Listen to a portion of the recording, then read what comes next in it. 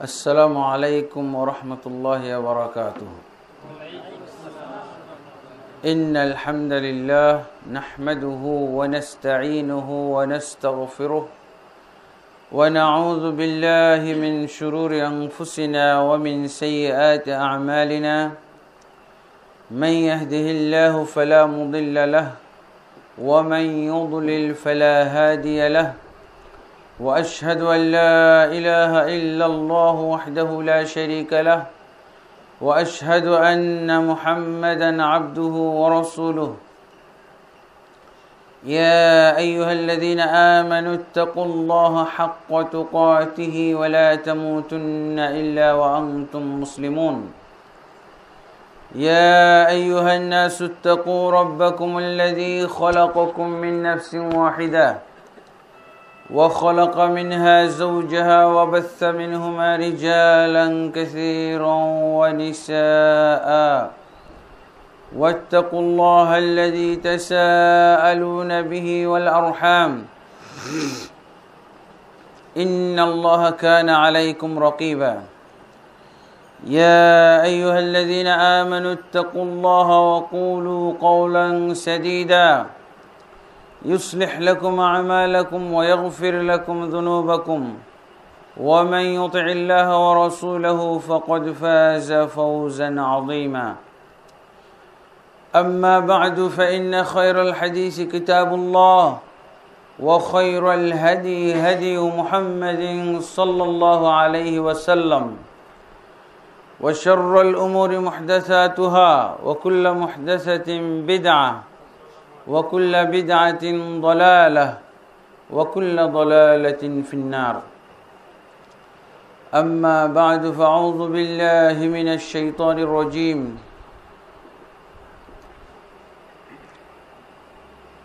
إن الدين عند الله الإسلام. وقال سبحانه: ومن يبتغي غير الإسلام دينا فلن يقبل منه وهو في الآخرة من الخاسرين. وقال سبحانه: اليوم يئس الذين كفروا من دينكم فلا تخشوهم واخشون اليوم أكملت لكم دينكم وأتممت عليكم نعمتي ورضيت لكم الإسلام دينا. وقال سبحانه: يا أيها الذين آمنوا ادخلوا في السلم كافة ولا تتبعوا خطوات الشيطان إنه لكم عدو مبين. وقال النبي صلى الله عليه وسلم: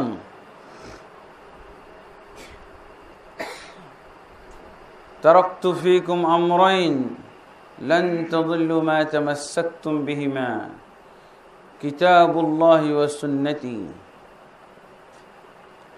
رواه الإمام مالك في الموطأ والحاكم في المستدرك. وقال النبي صلى الله عليه وسلم: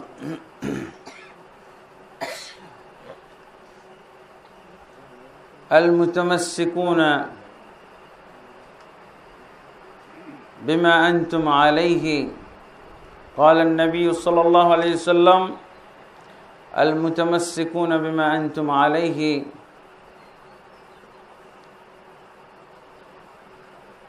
أجر 50 منكم.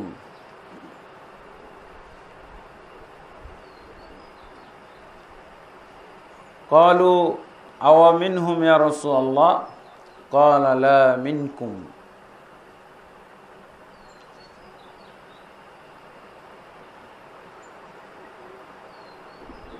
আলহামদুলিল্লাহ, আল্লাহ তাবারক ওয়া তাআলার অনেক অনেক শুকরিয়া এবং তার প্রশংসা গণকীর্তন এই জন্য যে আল্লাহ তাবারক ওয়া তাআলা আমাদেরকে কাতুলি এলাকায় অবস্থিত কাতুলিয়া হাফিজিয়া মাদ্রাসা ও এতিমখানার এই রুমের ভিতরে বা মাদ্রাসার ভিতরে আয়োজিত অত্যন্ত গুরুত্বপূর্ণ একটি ইসলামী সভায়, ইসলামী বৈঠকে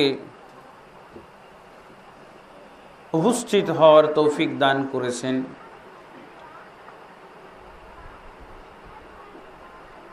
অত্র এলাকার বিভিন্ন গ্রাম থেকে যারা এই মাহফিলে বা এই ইসলামী সভায় যোগদান করেছেন, আল্লাহ তাবারক ওয়া তাআলার বারগাহে তাদের জন্য, সকলের জন্য দোয়া করি। আল্লাহ তাবারক ওয়া তাআলা আমাদের সকলকে যেন এই মাহফিলের ওসিলায়, এই ইসলামী সভার ওসিলায় সমস্ত গুনাহকে মাফ করে দেন এবং আল্লাহ তাবারক ওয়া তাআলা আমাদের সকলকে এই ইসলামী সভার ওসিলায় জান্নাতের হকদার বানিয়ে দেন এবং জাহান্নাম থেকে নাজাত নিশ্চিত করে দেন। আল্লাহুম্মা আমিন।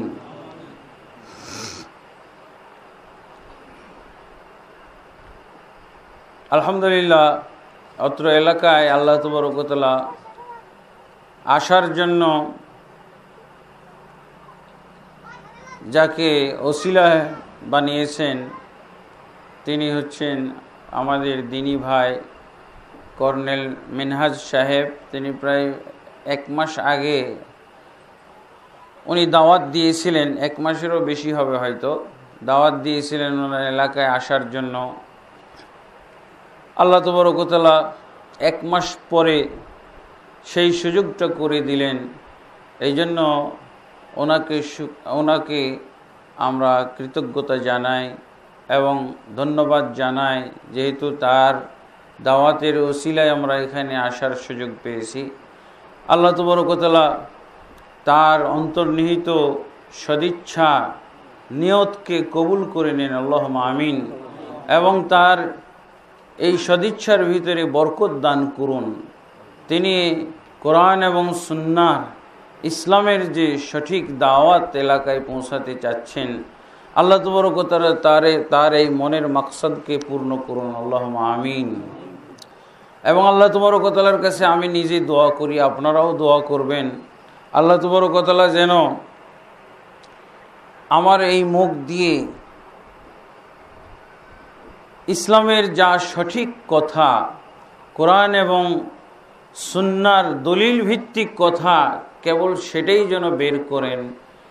এই মুখ দিয়ে আল্লাহ তাবারক ওয়া তাআলা যেন কোনো ধরনের ভুল, কোনো ধরনের বিভ্রান্তিকর কথাবার্তা আল্লাহ তাবারক ওয়া তাআলা যেন বের না করেন। এর জন্য আমি নিজেও তৌফিক চাই এবং আপনারাও আমার জন্য দোয়া করবেন, আল্লাহুম্মা আমিন।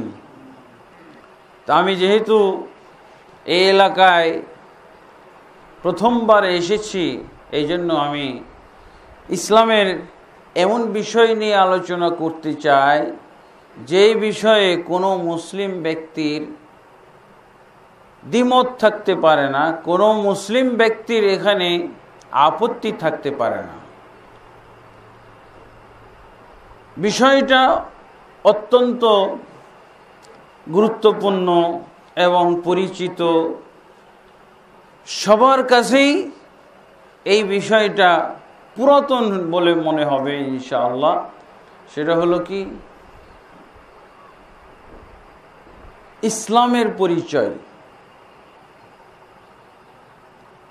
ইসলাম কাকে বলে? এটা অত্যন্ত সহজ একটা বিষয় এবং কমন বিষয়। এই বিষয়ের সাথে কারো দ্বিমত নাই। তবে আমি ইসলাম নিয়ে যে আলোচনা করব, সেটা আলোচনা হয়তো একটু ব্যতিক্রম ধর্মী হতে পারে। সেটা হলো, আমি যে ইসলাম নিয়ে কথা বলবো, আমি যে ইসলামের পরিচয় দিব, সেটা হলো আল্লাহ তাবারক ওয়া তাআলার নিকটে ইসলাম কি এবং আমাদের নিকটে ইসলাম কি। ইসলাম তো আসলে আমরা তৈরি করি নাই, তাই না? ইসলাম ধর্ম কি আমরা আলেম ওলামা মিলে এক জায়গায় বৈঠক করে কি ইসলাম ধর্মটা বানিয়েছি? যেমনভাবে বিভিন্ন সংগঠন তৈরি করা হয়, বিভিন্ন দল গঠন করা হয়, বিভিন্ন তন্ত্রমন্ত্র দুনিয়াতে প্রতিষ্ঠিত হয়েছে। ইসলাম ধর্ম কিন্তু এরকম, এমনকি আমাদের নবী মুহাম্মদুর রাসূলুল্লাহ সাল্লাল্লাহু আলাইহি ওয়াসাল্লাম উনিও তার সাহাবীদেরকে নিয়ে বানাননি, বানানো কোনো ধর্ম না। ইসলাম হচ্ছে আল্লাহ তাবারক ওয়া তাআলার কাছ থেকে আসা একমাত্র দিন, একমাত্র ধর্ম। এই ইসলাম ধর্মের আমরা পরিচয় জানব এবং ইসলাম বলতে কেবলমাত্র সেই ইসলামই গণ্য হবে যেটা আল্লাহ তাবারক ওয়া তাআলা নাজিল করেছেন মুহাম্মদুর রাসূলুল্লাহ সাল্লাল্লাহু আলাইহি ওয়াসাল্লামের উপরে। এই ইসলামকে জানার ক্ষেত্রে আমরা কোরআন এবং হাদিসের কিছু সূত্র আপনাদের কাছে আলোচনা করব। সূত্র আলোচনা করলে কি হবে? এতে করে বিষয়টা অকট্টভাবে প্রমাণিত হবে, অকট্টভাবে প্রকাশিত হবে, স্পষ্ট হবে।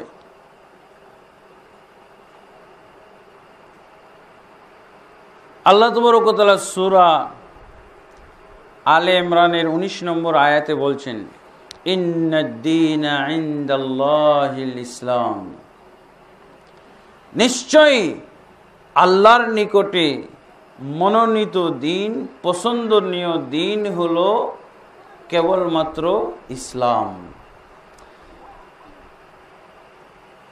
আল্লাহর কাছে পছন্দনীয় গ্রহণযোগ্য দিন বা ধর্ম হলো একটাই, সেটা কি? ইসলাম। ইসলাম ছাড়া যদি আরো কোনো ধর্মের নাম আমাদের জানা থাকে, তো এই আয়াতের মাধ্যমে ওই ধর্মগুলোর মূল্যায়ন আমরা করতে সক্ষম। এই আয়াতটার তরজমা শিখলেই আল্লাহর কাছে গ্রহণযোগ্য দিন হলো একমাত্র ইসলাম। তাহলে যদি ইসলাম ছাড়া আরো কোনো ধর্ম দুনিয়াতে থেকে থাকে, ওগুলোর কি এই আয়াত থেকেই বোঝা যায় ওগুলো আল্লাহর কাছে গ্রহণযোগ্য নয়, ওগুলো আল্লাহর কাছে পছন্দনীয় নয়, ওগুলো আল্লাহ পছন্দ করেন না। এটা তো তাফসীর, কিন্তু আল্লাহ নিজেই এটা ভেঙ্গে বলে দিয়েছেন, এগুলো স্পষ্ট করে বলে দিয়েছেন। আমাদের এই তাফসীরেরও দরকার নাই। সূরা আলে ইমরানের 85 নম্বর আয়াতে আল্লাহ বলে দিয়েছেন কি? وَمَن يَبْتَغِ غَيْرَ الْإِسْلَامِ دِينًا فَلَن يُقْبَلَ مِنْهُ وَهُوَ فِي الْآخِرَةِ مِنَ الْخَاسِرِينَ।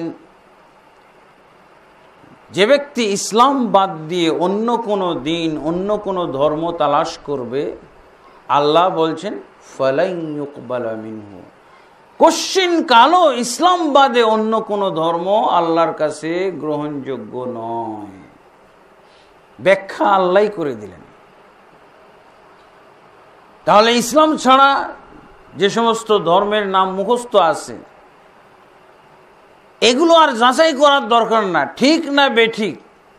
আল্লাহ স্পষ্ট বলেই দিলেন যে ফালান ইউকবালা মিনহু, এগুলো আল্লাহর কাছে গ্রহণযোগ্য নয়।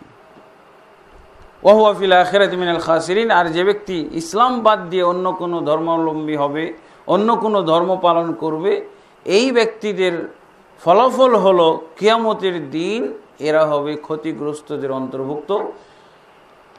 তার মানে এরা সবাই যাবে জাহান্নামে, কেউ জান্নাতে যেতে পারবে না, সবাই জাহান্নামে যাবে। আলহামদুলিল্লাহ, আল্লাহ তাবারক ওয়া তাআলা যেই ইসলামকে তার পছন্দনীয় ধর্ম, একমাত্র গ্রহণযোগ্য ধর্ম হিসেবে ঘোষণা করলেন, এই ধর্মকে আল্লাহ তাবারক ওয়া তাআলা কি তার বান্দাদেরকে গ্রহণ করার দাওয়াত দিবেন না? অবশ্যই আল্লাহ তাবারক ওয়া তাআলা এই ইসলাম ধর্ম গ্রহণ করারই একমাত্র দাওয়াত তিনি দিয়েছেন। কি বলছেন? ইয়া আইয়ুহাল্লাযীনা আমানু দুখুলু ফিস-সিলমি কাফা, হে ঈমানদারগণ তোমরা ইসলামের ভিতরে প্রবেশ করো পরিপূর্ণভাবে, পরিপূর্ণভাবে ইসলামে প্রবেশ করো। ওয়ালা তাত্তাবিউ খুতুওয়াতিশ শায়তান, খবরদার তোমরা শয়তানের পদাঙ্ক অনুসরণ করো না। আর এই জন্যই আল্লাহ তাবারক ওয়া তাআলা ইসলামকে তার মনোনীত ধর্ম হিসেবে ঘোষণা দিয়েছেন এবং তার এই মনোনীত ধর্ম ইসলামকে পরিপূর্ণভাবে গ্রহণ করার দাওয়াত দিয়েছেন। কারণ আল্লাহ তাবারক ওয়া তাআলা ইসলাম ধর্মকে নিজেই পরিপূর্ণ করে দিয়েছেন। ইসলাম ধর্ম আল্লাহ পরিপূর্ণ করে দেওয়ার পর বললেন পরিপূর্ণভাবে এই ইসলামেই প্রবেশ করো, আর অন্য কোনো ধর্মের ভিতরে প্রবেশ করার আল্লাহ তাবারক ওয়া তাআলা দাওয়াত দেননি, বৈধতা দেননি। আল্লাহ তাবারক ওয়া তাআলা কেবলমাত্র ইসলামের দিকেই মানুষকে দাওয়াত দিয়েছেন এবং ইসলামের দিকে দাওয়াত দেওয়া এটাই হচ্ছে আল্লাহর পথে দাওয়াত দেওয়া। আল্লাহ বলছেন কি, ওয়ামান আহসানু কাওলাম মিম্মান দাআ ইলাল্লাহি ওয়া আমিলা সালিহান ওয়া ক্বালা ইন্নানী মিনাল মুসলিমিন। ওই ব্যক্তির চেয়ে কার কথা এত সুন্দর হতে পারে যে ব্যক্তি আল্লাহর পথে মানুষকে দাওয়াত দেয়, ওয়া ক্বালা ইন্নানী মিনাল মুসলিমিন ওয়া আমিলা সালিহান, এবং সৎ আমল করে আর বলে কি ইন্নানী মিনাল মুসলিমিন, আমি মুসলিমদের অন্তর্ভুক্ত। আল্লাহ তাবারক ওয়া তাআলার দিকে দাওয়াত, ইসলামের দিকে দাওয়াত, আল্লাহর মনোনীত দিন ইসলামের দিকে দাওয়াত। এখন আমরা আল্লাহর ইসলাম কোন অংশটুককে বলবো, কতটুক হলো, কোন অংশটা হলো আল্লাহর ইসলাম। এখানে আমাদের বক্তব্যটা স্পষ্ট করব, কারণ রাসূলুল্লাহ সাল্লাল্লাহু আলাইহি ওয়াসাল্লাম বিভিন্ন হাদিসের মাধ্যমে সতর্ক করে দিয়েছেন যে আল্লাহর রাসূল সাল্লাল্লাহু আলাইহি ওয়াসাল্লাম যে ইসলাম প্রচার করে গেলেন এই ইসলাম কিন্তু শেষমেশ থাকবে না। এই ইসলাম আস্তে আস্তে বিকৃত হয়ে যাবে, এই ইসলাম বিলীন হয়ে যাবে, এই ইসলাম পুরোপুরি ধ্বংস হয়ে যাবে, নষ্ট হয়ে যাবে, এবং শেষমেশ ইসলাম যখন দুনিয়াতে থাকবে না তখন কিয়ামত অনুষ্ঠিত হবে।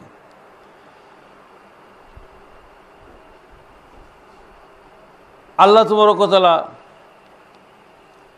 তিনি যে ইসলাম নাজিল করলেন এবং সেই ইসলামকে তিনি পরিপূর্ণ করে দিলেন, সেই ইসলামের আল্লাহ তাবারক ওয়া তাআলা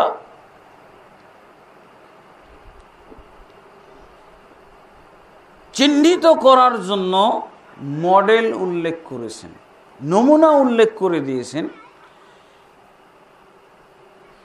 তার কারণ রাসূলুল্লাহ সাল্লাল্লাহু আলাইহি ওয়াসাল্লাম সুনানের গ্রন্থের ভিতরে হাদিস বর্ণনা করেছেন। রাসূলুল্লাহ সাল্লাল্লাহু আলাইহি ওয়াসাল্লাম থেকে হাদিস এসেছে, আল্লাহর রাসূল সাল্লাল্লাহু আলাইহি ওয়াসাল্লাম বলছেন, ইন্নাহু মান ইয়াইশ মিনকুম মিন বা'দি ফাসায়ারা ইখতিলাফান কাসীরা।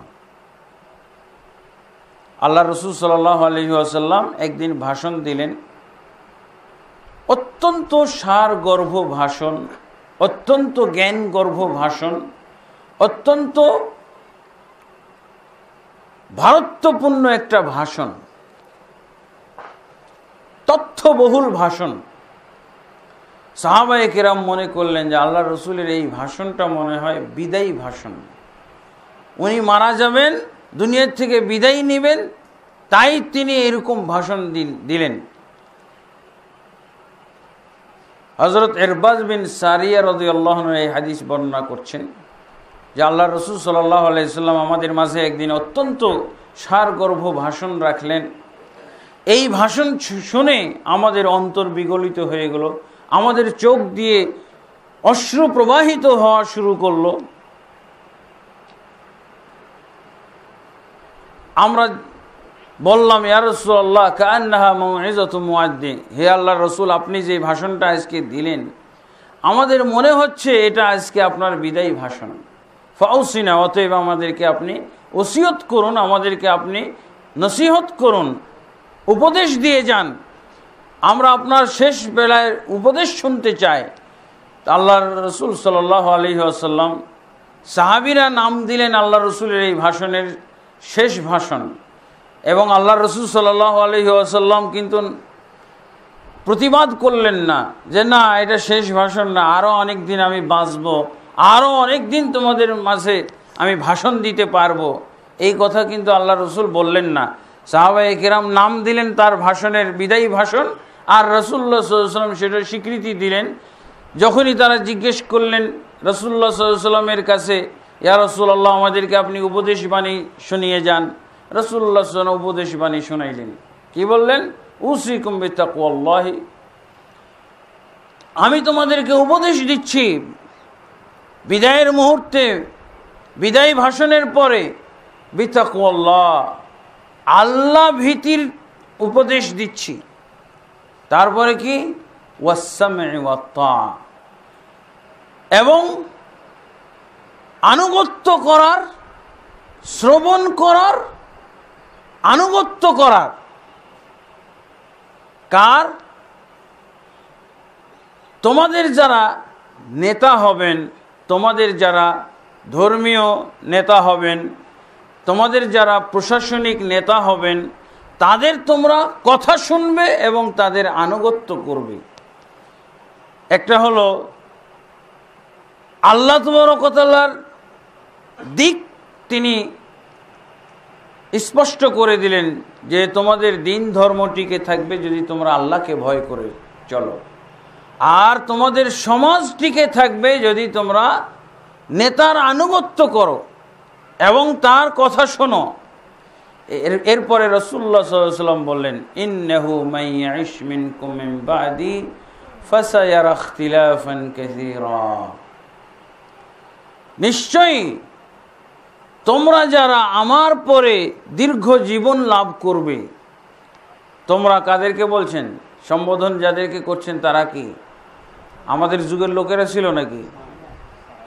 সাহাবায়ে কেরাম। সাহাবায়ে কেরামকে লক্ষ্য করে আল্লাহ রাসূল সাল্লাল্লাহু আলাইহি ওয়াসাল্লাম বলছেন, ইন্নাহু মান ইয়াইশ মিনকুম মিন বা'দি ফাসায়ারা ইখতিলাফান কাসীরা, নিশ্চয়ই তোমাদের ভিতরে যারা দীর্ঘ জীবন লাভ করবে, যারা অনেক দিন বাঁচবে, ফাসায়ারা ইখতিলাফান কাসীরা, তারাই দেখে নিবে ইখতিলাফে কাসীর, অনেক মতভেদ সৃষ্টি হয়ে গেছে, অনেক মতভেদ, অনেক মতপার্থক্য সৃষ্টি হয়ে গেছে।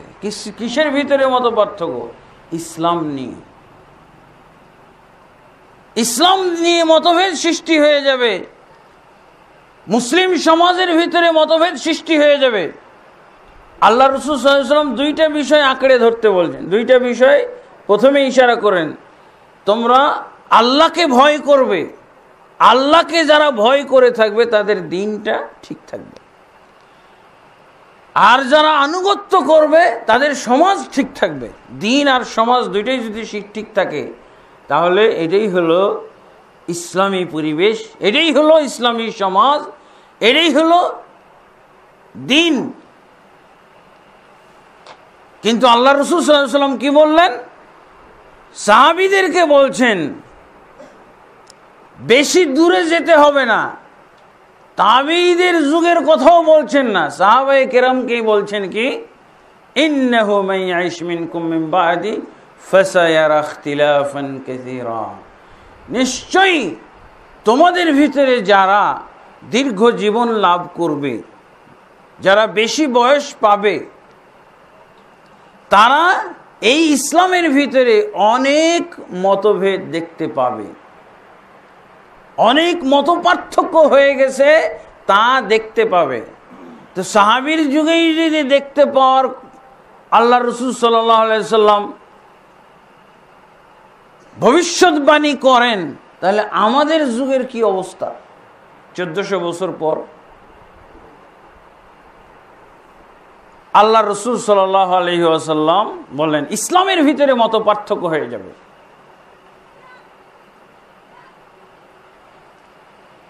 তখন আল্লাহ যে ইসলাম নাজিল করেছেন, এই ইসলাম মানুষের কাছে, মুসলমানদের কাছে ভিন্ন ভিন্ন হয়ে যাবে। সাহাবীর যুগে অনেক অনেক দিন যারা বাঁচবে তারাই দেখতে পাবে, তাহলে তাবেঈ তো দেখবে, তাবেঈরা তো দেখবে। কিন্তু আমাদের যুগের সাথে তুলনা করলে সেই মতভেদগুলো কোনো মতভেদই না।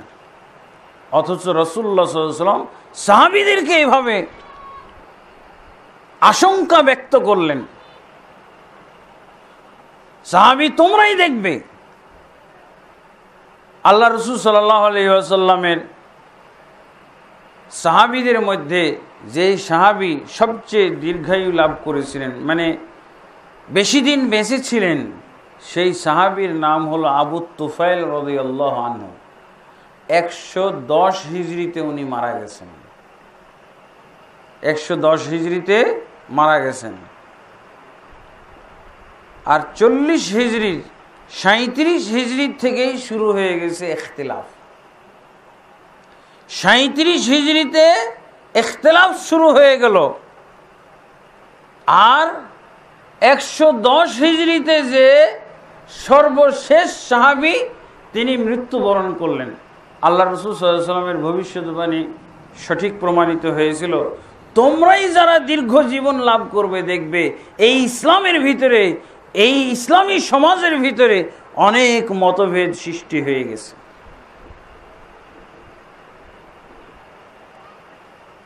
মতভেদ সৃষ্টি হয়েছে, এমনকি এই মতভেদ থেকে দ্বন্দ্ব সৃষ্টি হয়েছে, এমনকি যুদ্ধ বিগ্রহ পর্যন্ত হয়েছে। আল্লাহ রসুল সাল্লাল্লাহু আলাইহি ওয়াসাল্লাম সাহাবীদেরকে এবং যারাই ইখতিলাফ থেকে বাঁচতে চাইবে তাদেরকে আল্লাহ রসুল সাল্লাল্লাহু আলাইহি ওয়াসাল্লাম সমাধান দিয়ে দিলেন। সাথে সাথে এই হাদিসের ভিতরে সমাধান আছে কি, আলাইকুম বিসুন্নতি ওয়া সুন্নাতিল খুলাফাইর রাশিদিন আল মাহদিয়িন মিন বাদি তামাসসাকু বিহা ওয়া আদু আলাইহা বিন নওয়াজিজ ওয়া ইয়াকুম ওয়া মুহদাসাতিল উমুর ফাইন্না কুল্লা মুহদাসাতিন বিদআহ ওয়া কুল্লা বিদআতিন দালালাহ ওয়া কুল্লা দালালাতিন ফিন্নার। আল্লাহ রাসূল সাল্লাল্লাহু আলাইহি সাল্লাম এই যে মতভেদ সৃষ্টি হয়ে যাবে, এই মতভেদের ভিতরে বাঁচার কি, সঠিক পথে থাকার, সঠিক ইসলামে থাকার ব্যবস্থাটা কি, রাসূলুল্লাহ সাল্লাল্লাহু আলাইহি ওয়াসাল্লাম বললেন কি, আলাইকুম বিসুন্নতি, তোমরা আমার সুন্নতকে আঁকড়ে ধরো। আর কি, ওয়া সুন্নাতিল খুলাফাইর রাশিদিন আল মাহদিয়িন, আমার পরবর্তী খোলাফায়ে রাশিদিনের সুন্নতকে আঁকড়ে ধরো। তামাসসাকু বিহা বললেন শক্ত করে আঁকড়ে ধরো, ওয়াদু আলাইহা বিন নওয়াজিজ, চোয়ালের দাঁত দ্বারা কামড়ে ধরো, শক্ত করে ধরো, চোয়ালের দাঁত দ্বারা কামড়িয়ে ধরো।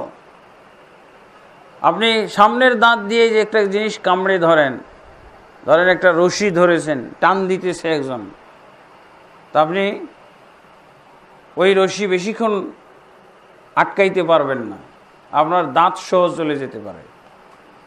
কিন্তু যদি এই চোয়ালের দাঁত দিয়ে কামড়ে ধরেন, তাহলে সেই রশি বা সেই জিনিসটা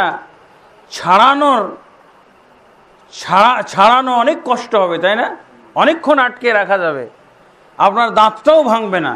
রাসূলুল্লাহ সাল্লাল্লাহু আলাইহি ওয়াসাল্লাম বলছেন ইখতিলাফ তো সৃষ্টি হয়ে যাবে, কিন্তু তুমি ইখতিলাফ থেকে বাঁচবে কি করে? আমার সুন্নত আঁকড়ে ধরবে আর খোলাফায়ে রাশিদিনের সুন্নতকে আঁকড়ে ধরবে, তাহলেই তুমি বাঁচতে পারবে। কিন্তু ধরতে হবে কি করে? শক্তভাবে, মজবুত করে, চোয়ালের দাঁত দ্বারা কামড়ে ধরতে হবে। সুন্নতের উপরে সবাই ঠিক থাকতে পারবে না, যারা শক্তভাবে ধরবে তারাই ঠিক থাকবে। একটা হালকা ধরা আছে, মোটামুটি ধরা আছে, তাই না? এই মোটামুটি ধরবে, একটু একটু ধরবে, এই ধরায় কাম হবে না, এই ধরে কোনো ফায়দা নাই। এই জন্য আল্লাহ রাসূল সাল্লাল্লাহু আলাইহি ওয়াসাল্লাম বলছেন যে শক্ত করে ধরতে হবে। আর হালকা করে ধরলে ওই ইখতিলাফের মধ্যেই থাকবে, মতভেদের মধ্যেই থাকবে। আর শক্ত করে ধরলে আল্লাহর ইসলামের ভিতরে থাকবে, নবীর ইসলামের ভিতরে থাকবে, সাহাবায়ে কেরামের ইসলামের ভিতরে থাকবে। তারপরে আল্লাহ রাসূল সাল্লাল্লাহু আলাইহি ওয়াসাল্লাম বলছেন, ওয়া ইয়্যাকুম ওয়া মুহদাসাতিল উমুর, সাবধান সাবধান, সতর্ক, মুহদাসাতিল উমুর, ইসলামের ভিতরে নতুন কিছু আবিষ্কার থেকে তোমরা বিরত থাকবে। ইসলামের ভিতরে নতুন কিছু আবিষ্কার, ইসলামে যা লাগবে, ইসলাম ধর্ম সাজানোর জন্য যা কিছু প্রয়োজন, এগুলো সব আল্লাহ সেট করে দিয়েছেন। এই কারণে আল্লাহর ইসলামের সাথে তোমরা নতুন কিছু সংযোজন করতে পারবে না। এই জন্য আল্লাহ রাসূল সাল্লাল্লাহু আলাইহি ওয়াসাল্লাম বলছেন, সাবধান, ইয়াকুম, নিজেদেরকে বাঁচাও, তোমরা সতর্ক সাবধান হও, মুহদাসাতিল উমুর, নতুন কিছু আবিষ্কার করা থেকে। নতুন কিছু যদি আবিষ্কার করো তাহলেও তোমাদের আর আল্লাহর ইসলামে থাকা হবে না, রাসূলের ইসলামে থাকা হবে না। ইয়াকুম মুহদাসাতিল উমুর ফাইন্না কুল্লা মুহদাসাতিন বিদআ, কারণ প্রত্যেকটা নতুন জিনিসই হলো বিদআত। কুল্লা মুহদাসাতিন বিদআ, প্রত্যেক নতুন জিনিস হলো বিদআত।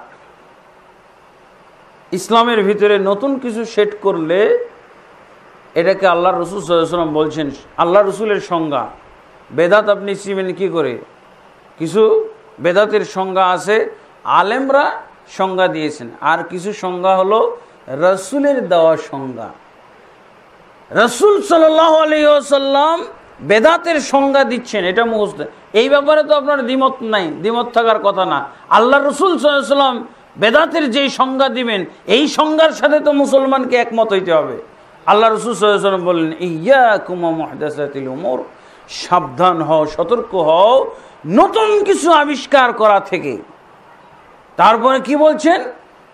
ফাইন্না কুল্লা মুহদাসাতিন বিদআ, তার কারণ ধর্মের ভিতরে, দ্বীনের ভিতরে প্রত্যেকটি নতুন আবিষ্কারের নাম হলো বিদআত। কে বলছেন? নবী মুহাম্মদ রাসূলুল্লাহ।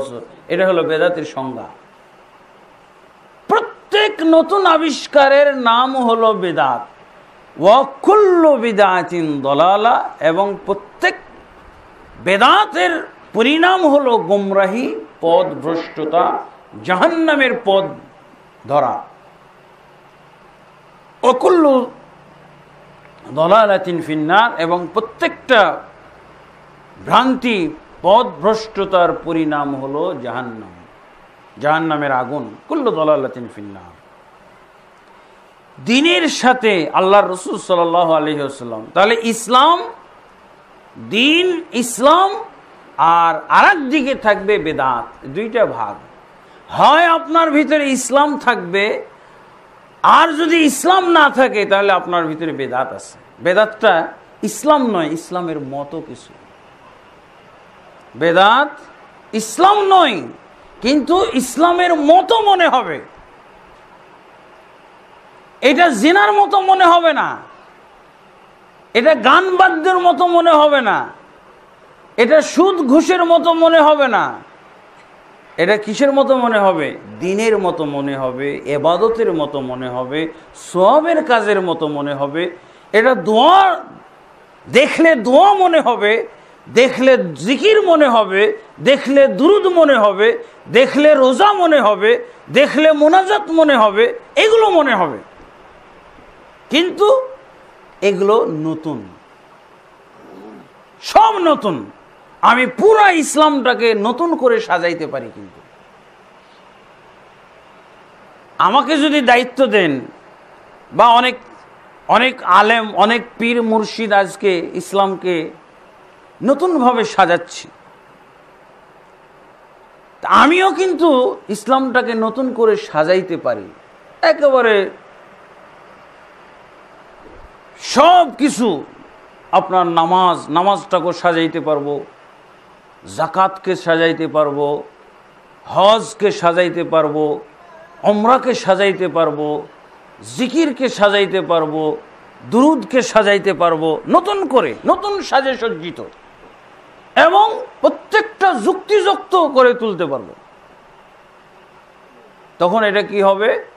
নতুন সাজে ইসলাম, নতুন পোশাকে সালাত নামাজ, নতুন নিয়মে, আধুনিক নিয়মে নামাজ, লেটেস্ট সিস্টেমের নামাজ, এরকম মনে হয়। কিন্তু আল্লাহ রাসূল সাল্লাল্লাহু আলাইহি ওয়াসাল্লাম এগুলোই সাবধান করে বলছেন। কি বলছেন? ইয়্যাকুম ওয়া মুহদাসাতিল উমুর, সাবধান হও নতুন কিছু আবিষ্কার করা থেকে। নতুন কিছু আবিষ্কার করতে অনেক সুন্দর সুন্দর আমল আবিষ্কার করা যেতে পারে, কিন্তু এটার স্বাধীনতা দিলেন না, বরং স্বাধীনতা বন্ধ করে দিয়েছেন। অন্য হাদিসে এসেছে, আম্মা বাদ ফাইন্না খায়রাল হাদিসি কিতাবুল্লাহ। আল্লাহ রাসূল সাল্লাল্লাহু আলাইহি ওয়াসাল্লাম বলছেন, অতঃপর আল্লাহর প্রশংসা করার পর রাসূলুল্লাহ সাল্লাল্লাহু আলাইহি ওয়াসাল্লাম বলছেন, অতঃপর কথা হলো এই, ফাইন্না খায়রাল হাদিসি কিতাবুল্লাহ, সবচেয়ে উত্তম বাণী হলো আল্লাহর কিতাবের বাণী। ওয়া খায়রাল হাদি হাদি মুহাম্মাদিন সাল্লাল্লাহু আলাইহি সাল্লাম, এবং সর্বোত্তম পথ নির্দেশনা, পথ দেখানো, সবচেয়ে সঠিক পথ দেখানো, কার দেখানো পথ? মুহাম্মদুর রাসূলুল্লাহ সাল্লাল্লাহু আলাইহি সাল্লামের পথ দেখানোটা হলো সবচেয়ে সঠিক পথ। তারপরে কি বলছেন?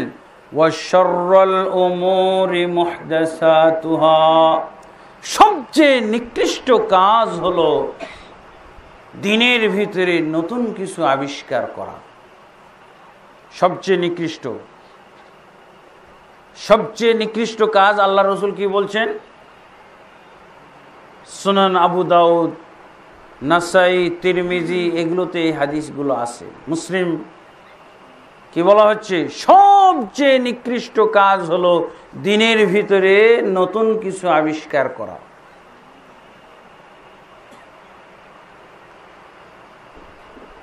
তারপরে বলছেন ওয়া কুল্লু মুহদাসাতিন বিদআহ, প্রত্যেকটা নতুন আবিষ্কার ধর্মের ভিতরে, প্রত্যেকটা নতুন আবিষ্কার এটা কি? বিদআত। রাসূলের সংজ্ঞায় বেদাত আপনি কাকে বলবেন? রাসূল যে সংজ্ঞা দিলেন, দিনের ভিতরে নতুন কিছু সংযোজন করা, এটা হলো বিদআত। ওয়া কুল্লু বিদআতিন দালালা, এবং প্রত্যেকটা বেদাতের পরিণাম হলো গুমরাহি। যারা বেদাত করবে তারা যেন কখনো এরকম মনে না করতে পারে, কখনো তাদের ভাগ্যে হেদায়েত আছে এটা ভাবতে পারবে না তারা। কারণ আল্লাহ রাসূল সাল্লাল্লাহু আলাইহি ওয়াসাল্লাম বলছেন, বেদাত মানেই হলো গুমরাহি। বেদাতে পতিত ব্যক্তি অবশ্যই গুমরাহ, অবশ্যই পথভ্রষ্ট। কুল্লু বিদআতিন দালালা, প্রত্যেকটা বেদাত হলো গুমরাহি, নতুন আবিষ্কার। ওয়া কুল্লু দালালাতিন ফিন্নার, এবং প্রত্যেক গুমরাহির পরিণাম হলো জাহান্নাম, জাহান্নামের আগুন।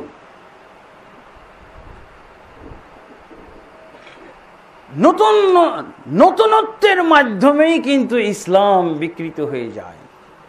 কিসের মাধ্যমে? নতুনত্বের মাধ্যমে। আপনি নতুনত্ব সেট করবেন আর ইসলাম ধ্বংস করা যাবে। যেমন সালাতের ক্ষেত্রে যদি আমি আপনাদেরকে বলি যে আপনারা তো গতানুগতিক ধারায় সালাত পড়ে আসছেন, একই নিয়মে নামাজ পড়ে আসছেন।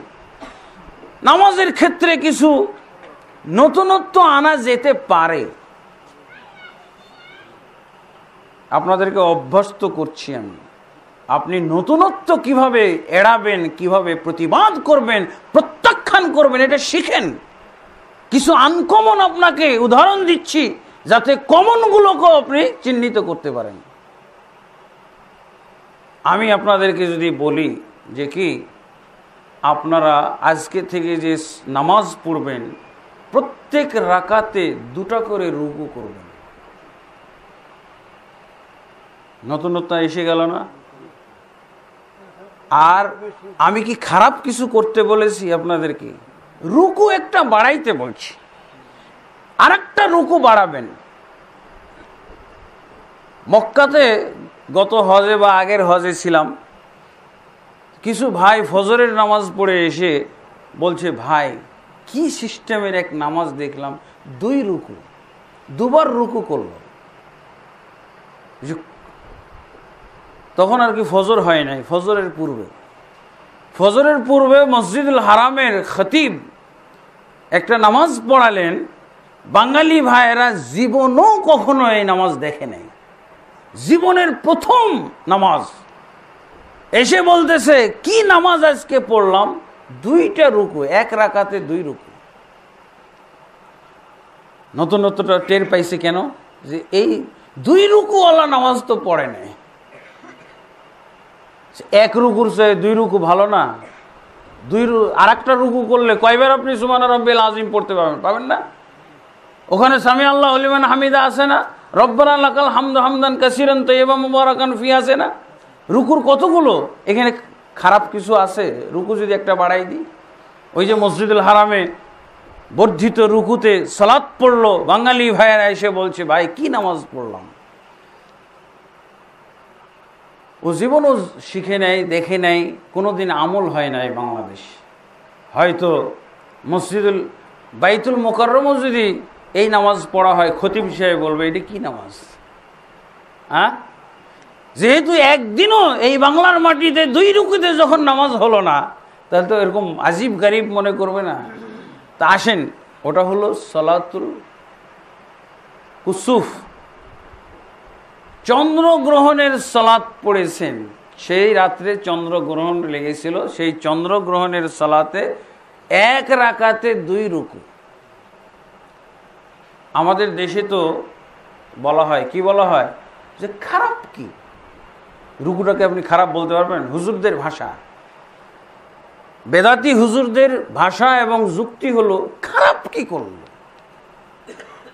এটা তো ইবাদতই, তো এটা তো দোয়া জিকির আজকারেরই বিষয়। তো আমার সুযোগ আছে না, আর দলিলও তো আছে, টেনে আনতে পারি।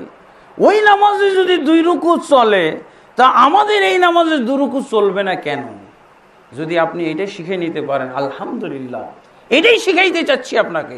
ওই নামাজে চলবে, এই নামাজে চলবে না, এটার নাম হলো ইসলাম।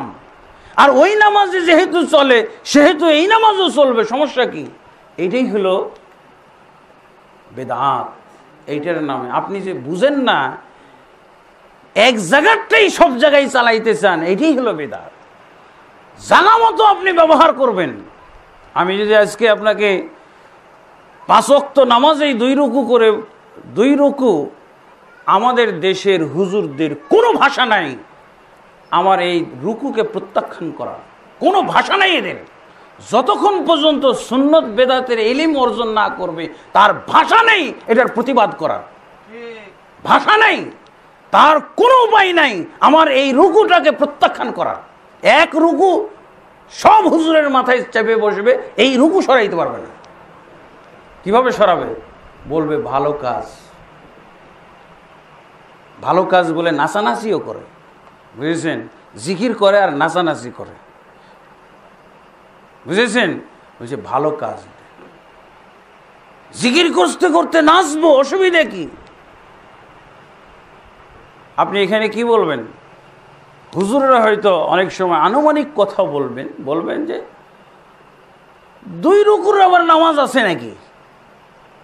নিয়ম নাই, নিয়ম দিয়ে বলতে পারবে না, নিয়মটা বলতে পারবে না, কোন নিয়ম দিয়ে প্রত্যাখ্যান করা হবে এই নিয়মটা বলতে পারবে না, শুধু এটুকু বলবে এটা করে অভ্যাস না। এটাই হলো তাদের দাবি, এটাই হলো প্রতিবাদের ভাষা। না, বড় হুজুররা কখনো 2 রুকুতে নামাজ পড়ে নাই, পীর সাহেবরা পড়ে নাই, কোনো হুজুর পড়ে নাই। আর যদি আপনি বলতে পারেন যে হাদিসে নাই, এরই তো আমি চাচ্ছি, রাসূল পড়ে নাই, এইটা শিখেন আপনি। রাসূল পড়ে নাই, আপনি পড়বেন না।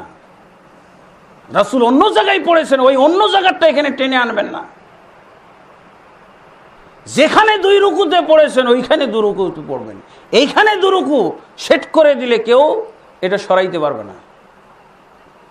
সরাইতে পারবে কারা? যারা এই হাদিস বিশ্বাস করে। কুল্লু মুহদাসাতিন বিদআ, প্রত্যেক নতুন আবিষ্কার হলো বিদআত। এটা নতুন আবিষ্কার না। জোহরের নামাজে সালাতুল কুসুফ খুসুফের নামাজে 2 রুকু আছে, জোহরের নামাজে 2 রুকু নাই। এই নিয়ম কেন? রাসূল এই নিয়ম সেট করে যায় নাই। রাসূল সাল্লাল্লাহু আলাইহি ওয়াসাল্লাম প্রত্যেকটা ইসলামের প্রত্যেকটা ইবাদত, প্রত্যেকটা আমল, প্রত্যেকটা সওয়াবের কাজ এইভাবে রাসূলের সাথে যতক্ষণ পর্যন্ত আপনি সংযুক্ত না করতে জানবেন ততক্ষণ পর্যন্ত আপনি বেদাত মুক্ত হতে পারবেন না। কিন্তু আমরা কি করি? এত আলেম, এত হুজুররা কি বুঝে না? হুজুরের সাথে সম্পর্কিত করে, তাহলে আপনি কখনো বেদাত মুক্ত হতে পারবেন না। সব হুজুর ঠিক করা হবে কি দিয়ে? রাসূলের হাদিস দিয়ে। যতক্ষণ পর্যন্ত আপনি এটা না জানবেন, তাহলে দেখেন, আপনি যদি এই হাদিস, এই ব্যাকরণ বুঝেন, রাসূলুল্লাহ সাল্লাল্লাহু আলাইহি ওয়াসাল্লাম যেই ব্যাকরণ বললেন, দ্বীনি কাজ কিন্তু নতুন যদি হয় এটা চলবে না। যত সওয়াবের কাজ মনে হোক, যত রুকুর মতো মনে হোক, আর যত সিজদার মতোই মনে হোক না কেন, যত ভালোই মনে হোক না কেন, যদি দেখেন যে এটা নতুন, কোন দিক দিয়ে নতুন? রাসূলের যুগে ছিল না, রাসূল এটা সেট করেননি, তাহলে এটাকে কি বলবেন? এটার নাম হলো বিদআত। ইসলাম আর বেদাত একেবারে পক্ষ বিপক্ষ জিনিস। হয় আপনার ভিতরে ইসলাম থাকবে, আর ইসলাম না বুঝলে আপনার ভিতরে বেদাত আছে, আপনি বেদাত নিয়ে চলতেছেন। প্রত্যেকটা ইবাদত এবং আমলের সাথে হয় ইবাদতটা আপনার সওয়াবের কাজ, না হলে ইবাদতটাই আপনার গুনার কাজ। এখন আমি ঘোষণা দিলাম কিভাবে? 2 রুকুতে নামাজ পড়া যদিও ভালো কাজ, কিন্তু এটা যেহেতু আকরামুজ্জামান সাহেব সংযোজন করেছেন, এই জন্য এটা হলো নতুন। আর রাসূলুল্লাহ সাল্লাল্লাহু আলাইহি ওয়াসাল্লাম সূত্র দিয়েছেন, প্রত্যেক নতুন কাজ করা থেকে তোমরা বিরত থাকো। এবার আকরামুজ্জামান যত বড় আলেম হোক, যত বড় পীর সাহেব হোক, আর যত বড় বুজুর্গে দিন হোক, আর বুজুর্গে রাত হোক, তার কথা চোখ বন্ধ করে প্রত্যাখ্যান করা হবে। একেবারে 1 সেকেন্ডও দেরি করা যাবে না। বুঝেছেন? এরপরে আসেন, আমি আরেকটা আপনাদের কারেকশন দিতে চাচ্ছি, নতুন সংযোজন। সেটা কি? যে 1 রুকু যেহেতু আছে, আপনারা সেজদাও একটা কমাই ফেলেন। 1 রুকু 1 সেজদা, তাহলে নামাজটা সুন্দর হয়। হ্যাঁ, একটা সিজদা যদি কমিয়ে ফেলেন, আরেকটা কি হয়? সন্দেহের জায়গা দূর হয়ে যায়। অনেক সময় 2 সিজদা থাকার কারণে শয়তান ওয়াসওয়াসা দেয়, নামাজের ভিতরে সুযোগ পায় যে 1 সিজদা দিলাম না 2 সিজদা, 1 সিজদা না 2 সিজদা। এই সন্দেহের জায়গাটাই থাকে না। যুক্তি আছে, তাই না? বেদাতের পক্ষে কিন্তু সুন্দর যুক্তি থাকে। তাহলে আমি যেহেতু আকরামুজ্জামান আজকে নামাজের ক্ষেত্রে একটা আপনাদেরকে নতুন সিস্টেম দিলাম, নতুন একটা নিয়ম সংযোজন করলাম, যে আপনারা আজকে থেকে সালাত পড়লে কি 1 সেজদা করবেন। এতে করে আপনার বাড়তি উপকারিতাটা এটা পাবেন যে শয়তানের আর সন্দেহ ঢোকানোর সুযোগ থাকবে না। সেজদাই একটা করলাম না, 2টাই করলাম, এটার আর সুযোগ নেই। কি যুক্তি ভালো না? শয়তানের ওয়াসওয়াসার জায়গায় বন্ধ, খতম। ওর সুযোগই থাকলো না। তা আপনি কি বলবেন আমাদের সমাজে কিভাবে এগুলো চলে? বলছি এত বড় হুজুর বলছে, সমস্যা? হ্যাঁ, এত বড় হুজুরে যদি বলে তাহলে ওটা নাকি গ্রহণ না। রাসূলুল্লাহ সাল্লাল্লাহু আলাইহি ওয়াসাল্লাম 2 সেজদা দিয়েছেন, 1 সেজদা কমিয়ে ফেলা এটা হলো নতুনত্ব। এটা যত বড় হুজুর হোক না কেন, এটা আবু বকর রাদিয়াল্লাহু আনহু যদি বলে না কেন, প্রত্যাখ্যান করতে হবে চোখ বন্ধ করে। কারণ আবু বকর রাদিয়াল্লাহু আনহু নবী নন, নবী হচ্ছেন মুহাম্মদুর রাসূলুল্লাহ সাল্লাল্লাহু আলাইহি ওয়াসাল্লাম। এগুলো অভ্যাস করেন। এই জন্য কতগুলো প্রয়োগ দেখাচ্ছি। এই যে এই হাদিসের ক্ষেত্রে, দুনিয়াবি ক্ষেত্রে নতুনত্ব আপনি সৃষ্টি করতে পারেন। আমাদের দেশে অনেক হুজুররা কি করে, বাস ট্রাকে করে আপনাকে বেদাত পৌঁছাই দিয়ে যায়। এরোপ্লেনে বাস ট্রাকে করে বেদাত লোড করে পৌঁছায়। কি বলে ওরা? বলে কি যে নতুন কিছু করা যাবে না। এটা কে বললো? আল্লাহ রসুলের যুগে তো বাস ছিল না, আমরা বাসে চড়ি, বুঝেছেন? এগুলো হলো বাস, ট্রাক ছিল না, এরোপ্লেন ছিল না। আল্লাহ রসুলের যুগে ঘোড়ায় চড়তো, উঠে চড়তো। আজকে ওরা বাস ট্রাকের কথা বলে, এই বাস ট্রাকে করে আমাদেরকে মানে বেদাত পৌঁছাই দিয়ে যায়। বাস ট্রাক এরোপ্লেনের সাথে বেদাতের কোনো সম্পর্ক নাই। যারা বাস ট্রাকের কথাটা মুখ দিয়ে আনে, জানতে হবে সুন্নত বেদাত বিষয়ে 100% অজ্ঞ। কারণ রাসূলুল্লাহ সাল্লাল্লাহু আলাইহি ওয়াসাল্লাম দুনিয়াবি ক্ষেত্রে বাস ট্রাক এরোপ্লেন, তারপরে আপনি দুনিয়ার যত আবিষ্কার আছে যন্ত্রপাতি, এগুলোর ব্যাপারে মাইক আপনি যে ব্যবহার করবেন, এগুলোর সব আল্লাহ রাসূল সাল্লাল্লাহু আলাইহি ওয়াসাল্লাম অনুমতি দিয়ে গেছেন। উম্মতকে এই ব্যাপারে উদ্বুদ্ধ করে গেছেন, উৎসাহিত করে গেছেন, দুনিয়াবি ব্যাপারে তোমরা যত পারো আমার চেয়ে বেশি করে যাও। তাহলে বাস ট্রাকের কথাটা কারা উল্লেখ করে? হ্যাঁ, যারা সুন্নত বেদাত বিষয়টা মোটেও বুঝে না। দ্বীনের ক্ষেত্রে রাসূলুল্লাহ সাল্লাল্লাহু আলাইহি ওয়াসাল্লাম বলছেন, রাসুল আমরি আল ইসলাম ওয়া উমুদুহুস সালাত। সবচেয়ে গুরুত্বপূর্ণ আমর হচ্ছে ইসলাম। আর রাসূলুল্লাহ সাল্লাল্লাহু আলাইহি ওয়াসাল্লাম বলছেন কি, খাইর শাররুল উমুরি মুহদাসাতুহা। সবচেয়ে নিকৃষ্ট আমর হলো দ্বীনের ভিতরে নতুন আবিষ্কার। আমর হলো ইসলাম, আমর হলো দ্বীন। আলহামদুলিল্লাহ, যেহেতু এই যে নতুন আবিষ্কার করা, নতুন আবিষ্কারগুলো বিভিন্নভাবে হতে পারে। আর এই নতুন আবিষ্কার না করা ছাড়া ইসলামের চেহারা বিকৃত হবে না কখনো। ইসলামের চেহারা ভিন্ন হবে না যতক্ষণ পর্যন্ত নতুন কিছু আবিষ্কার না করা হবে। নতুন আবিষ্কারের দেখেন পথটা, আমি একটা সিজদা কমাই দিলাম আর যুক্তি দিয়ে দিলাম কি, যুক্তি দিলাম যে আপনারা আর কখনো এই শয়তানের ওয়াসওয়াসায় পড়বেন না নামাজের ভিতরে। সিজদা একটা দিলাম না দুইটা দিলাম, সিজদাই তো একটা করে ফেললাম আজকের থেকে। এগুলো যুক্তি না? সালাতের এইভাবে সালাতের ভিতরে নতুনত্ব আনা যেতে পারে। আপনার 5 ওয়াক্ত সালাত আপনি পড়েন, ভালো কথা। আরো অনেক প্রকার সালাত আছে না, আরো অনেক প্রকার নামাজ আছে। আমি একটা প্রকার নামাজ বাংলাদেশের প্রেক্ষাপটে একটা অত্যন্ত উপকারী নামাজ বানাইতে পারি বা বানা যেতে পারে। বাংলাদেশের মানুষের যে অবস্থা, দুরবস্থা, এই দুরবস্থা দেখে একটা নামাজ বানানো যায়। বুঝেছেন? নামাজ বানানো যায় না? এই নামাজটা নাই। নতুনত্ব বোঝানোর জন্য এগুলো উদাহরণ লাগবে। এখানে হুজুররা থাকলে বেশি ভালো হইতো। আমি একটা নতুন নামাজ আবিষ্কারের প্রস্তাব দিচ্ছি বা চিন্তা ভাবনা করতেছি নামাজ, নামাজ তো খারাপ জিনিস না। নামাজ কেউ খারাপ জিনিস বলতে পারবে? নামাজ খারাপ না। অতএব আমি একটা নামাজ আবিষ্কার করে থাকি, সেই নামাজের নাম হলো সালাতুল জবর।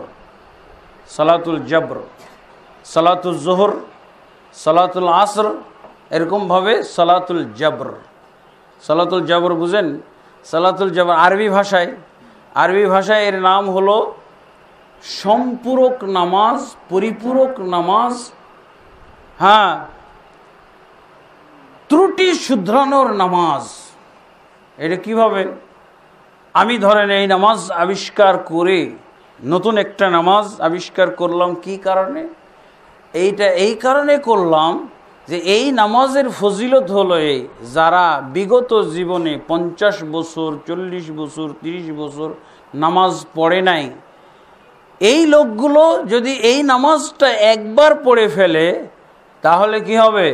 তার বিগত জীবনে যত নামাজ ছুটে গেছে সমস্ত নামাজের কাফারা হয়ে যাবে। একটা নামাজ সুন্দর নামাজ হয়ে গেল না? তাহলে দেখা যায় দিন বানানো যায়, নামাজ বানানো যায়। আর কি এই ব্যাপারে যদি আপনারা হাদিস চান তো হাদিসও তো দেওয়া যাবে। আন আবি হুরায়রা রাদিয়াল্লাহু আনহু قال قال رسول الله صلى الله عليه وسلم من صلى صلاة الجبر مرة في الحياة كانت كفارة لجميع الصلوات التي فوتها في الحياة।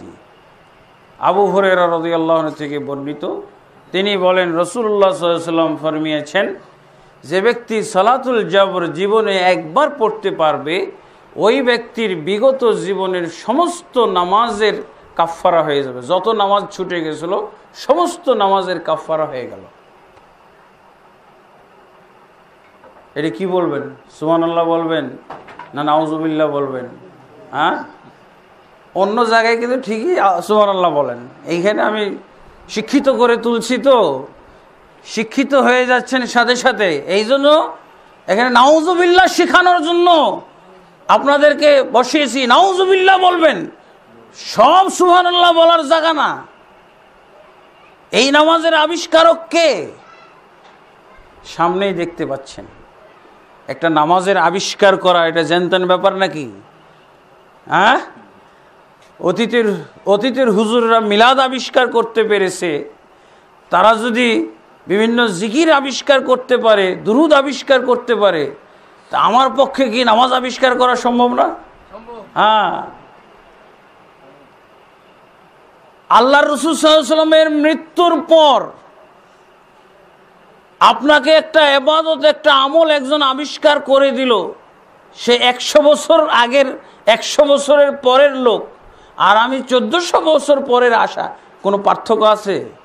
ওটাও তো বানোয়াট আর এটাও বানোয়াট নাকি? বয়স বেশি হলে ওই বানোয়াটের ওই জালিয়াতির দাম বেশি, বয়স্ক জালিয়াতির দাম বেশি? হ্যাঁ, নবীন জালিয়াতির চাইতে প্রবীণ জালিয়াতির দাম বেশি নাকি? হ্যাঁ, এই নামাজ, এই যে আল্লাহ রাসূল সাল্লাল্লাহু আলাইহি ওয়াসাল্লাম বললেন কুল্লু বিদআতিন দালালা, ইসলামের ভিতরে নতুন কিছু আবিষ্কার, প্রত্যেকটা নতুন আবিষ্কার হলো গুমরাহি, প্রত্যেকটা নতুন আবিষ্কার হলো বেদাত। আপনি এই নামাজটার নাম কি রাখবেন বলেন তো? বেদাত রাখতে হবে। ওই হুজুরদের কথা শুনে আপনি বিভ্রান্ত হয়ে নামাজ কি আবার বেদাত হয় নাকি? এই কথাগুলো, এই ভুলগুলো ভাঙানোর জন্য এগুলো উদাহরণ দিয়ে বলছি। হুজুররাই বলে থাকে ইবাদত আবার বেদাত হয় নাকি, জিকির আবার বেদাত হয় নাকি, দোয়া আবার বেদাত হয় নাকি, দুরুদ আবার বেদাত হয় নাকি? বেদাত হচ্ছে কেন? বেদাত না? হ্যাঁ, আবার বলে কি বেদাত যদি হাসানা হয় তাহলে চলে। তো নামাজ কি আপনি হাসানা? হাসানা শব্দের অর্থ কি জানেন? হাসানা শব্দের অর্থ হলো সুন্দর, উত্তম। এটা উত্তম জিনিস না? এর যে কত প্রয়োজন আমাদের বাংলাদেশের সমাজে, বেনামাজিতে ভরা। এদের আশার আলো হলো এই হাদিস, আশার আলো হলো এই ইবাদত। আমার এই হাদিসের গ্রহণযোগ্যতা ওই জাল হাদিসের চেয়েও বেশি হওয়ার কথা, কিন্তু আমি বলে দিচ্ছি তাই। আর একটা জাল হাদিস আপনারা পালন করে থাকেন, এটা তো হলো বিপুল ফায়দা উপার্জনের জাল হাদিস। আর আরেকটা আছে বিপুল বিপদের সম্মুখীন বিপদ অর্জনের একটা জাল হাদিস আমরা আমল করি। বিপদ টানার জাল হাদিস, সেটা কি? উমরি কাজার জাল হাদিস। এটা তো ঠিকই টেনে যাচ্ছেন। এই হাদিস উমরি কাজার হাদিস, আর আমি যেটা হাদিস আজকে শোনাইলাম একই পর্যায়ের, ওটাও বানানো আর এটাও বানানো। এইটা দিয়ে বরং সমাজের বিপদ দূর হবে, আর ওইটাতে সমাজের বিপদ আরো চেপে বসেছে। বেনামাজি বৃদ্ধির একটা ব্যবস্থা হলো উমরি কাজা। ওই যে সর্বনাশ, নামাজ পড়লে আবার ওই আগেরগুলো পড়া লাগবে। আগে তো 20 বছর পড়ি নাই। এটা জাল হাদিস। আমি যে হাদিস বানাইলাম এই হাদিসের চেয়ে ওই হাদিসের কানাকড়ি পর্যন্ত মর্যাদা নাই, এক বিন্দু পরিমাণ অগ্রাধিকারের কিছু নাই। উমরি কাজার হাদিস আপনি কোথায় পেয়েছেন? জাল হাদিস। ওটা যেমন ভাবে এটাই জাল, এটা জাল হাদিস। আপনারা তো জাল হাদিসের কিতাব দেখেননি, আপনারা কি দেখবেন? হুজুররাই তো দেখে নাই। কিছু নমুনা স্বরূপ নিয়ে আসছি, আমার কাছে প্রায় 8খানা মতো। এই যে এখানে একটা পাতলা একটা জাল হাদিসের কিতাব নিয়ে আসছি, বুঝেছেন? এগুলো হলো নবীর নামে বানানো। আমি যেমন বানাইলাম, আমাকে যদি সারাদিন আপনারা রাখেন, বুঝেছেন, অনেকগুলো জাল হাদিস, সুন্দর সুন্দর জাল হাদিস, এমন সুন্দর জাল হাদিস, যেই জাল হাদিসের বিপরীতে জাল হাদিস, যেই জাল হাদিস নিয়ে বিপদে পড়ে আছে মুসলিম সমাজ, ওই বিপদ উদ্ধার করার মতো জাল হাদিস আপনাদেরকে উপহার দিয়ে যেতে পারবো। এটা একটা উপহার না? যেই জাল হাদিস বানানো হলো, জাল হাদিসের গ্রন্থে আছে, এই হাদিস যদি আমি না বলতাম আজকে, তাহলে যারা ওই যে উমরি কাজার ঘানি টানতেছে ওরা বলবে যে পাইছি আজকে বিপদ দূর হইল। উমরি কাজার হাদিসকে নাউজুবিল্লাহ বলেন। উমরি কাজার হাদিস একটা আছে, সেটা হলো নাউজুবিল্লাহর হাদিস। ওটা আলহামদুলিল্লাহর কোনো হাদিস না, ইন্নালিল্লাহর হাদিস। আপনার জীবনকে ধ্বংস করার মতো হাদিস। আমি যে হাদিস আপনাদেরকে বানিয়ে দিলাম, এটা তো একটা আশার আলো তৈরি করে যে বিপদ থেকে বাঁচলাম। আর ওই জাল হাদিসে আপনাকে কি বিপদে ফেলানো হয়েছে, নাউজুবিল্লাহ। কিতাবুল মাউজুআত লিবনুল জাওজি রাহমাতুল্লাহ আলাইহি, প্রায় 600 হিজরির আলেম, উনি একটা জাল হাদিসের কিতাব লিখে গেছেন। ওইটার নাম হলো কিতাবুল মাউজুআত, 3 খণ্ডে।